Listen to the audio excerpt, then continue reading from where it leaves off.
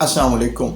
Thailand का शुमार दुनिया की मकबूल तरीन टूरिस्ट डेस्टिनेशंस में किया जाता है और दुनिया भर से लाखों सयाह हर साल थाईलैंड का सफ़र करते हैं, जिसमें पाकिस्तानियों की एक बड़ी तादाद भी शामिल होती है। लेकिन अब दिलचस्प खबर वहाँ से मौसूल ये हुई है कि वहाँ जाने वाले टूरिस्ट को काम करने की भी इजाज़त मिल गई है।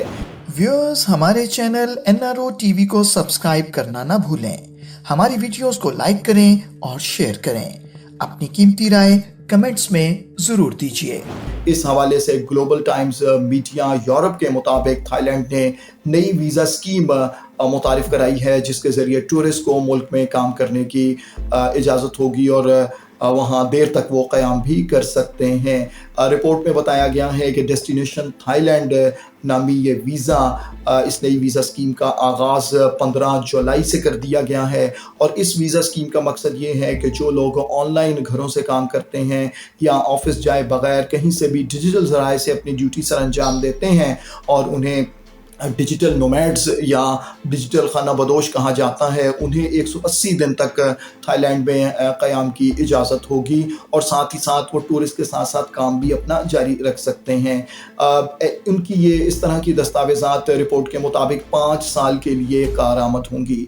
थाईलैंड के काउंसलर उमूर के डिप्टी डायरेक्टर का कहना है कि 47 सफारत खानों और कौंसल खानों से अब तक तकरीबन 1200 वीज़ों की बाकायदा दरख्वास्तें मौसूल हो चुकी हैं और उनका ये कहना है कि इस तरह का वीज़ा हासिल करने के लिए मतलूबा दस्तावेज़ात में पासपोर्ट या सफरी दस्तावेज़ होना ज़रूरी है।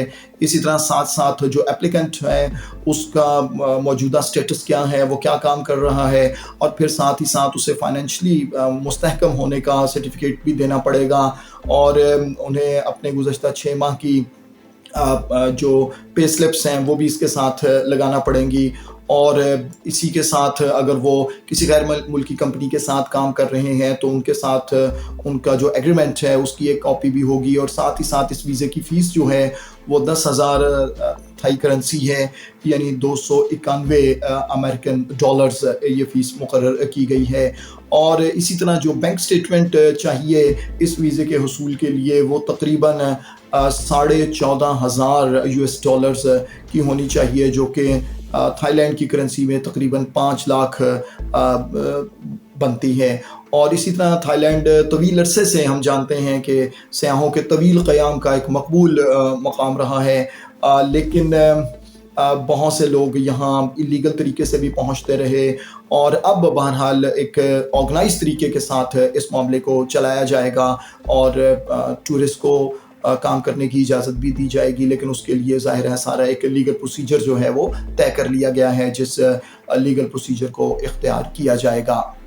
दूसरी जानिब पाकिस्तान से जो लोग थाईलैंड के वीज़े के लिए अप्लाई करना चाहते हैं, उस सिलसिले में मीडिया रिपोर्ट्स के मुताबिक जो फहरिस्त जारी की गई है पाकिस्तान से वीज़े के ख्वाहिशमंद लोगों के लिए, उनमें सबसे पहले तो एक कवर लेटर है उस कंपनी का जिसके साथ आप काम कर रहे हैं, जिसके लिए आप मुलाजमत कर रहे हैं। फिर उसके अलावा वैलिड पासपोर्ट होना चाहिए जो कम से कम 6 महीने मज़ीद वैलिड हो और कम से कम उसमें एक पेज स्टैंप ना हुआ हो, खाली हो। और इसी तरह 1 साल की बैंक स्टेटमेंट की भी ज़रूरत है पाकिस्तान से वीज़ा अप्लाई करने के लिए थाईलैंड का।